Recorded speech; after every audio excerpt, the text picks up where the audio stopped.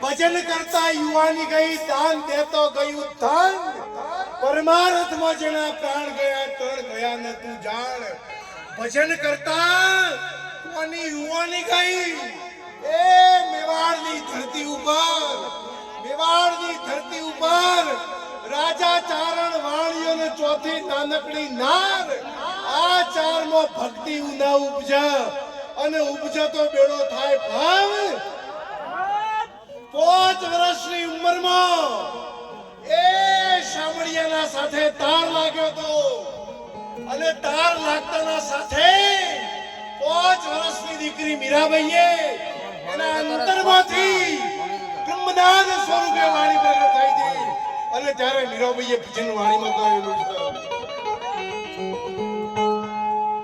એવો નીડલો જબરજસ્ત વનારામ મહારાજની તાળી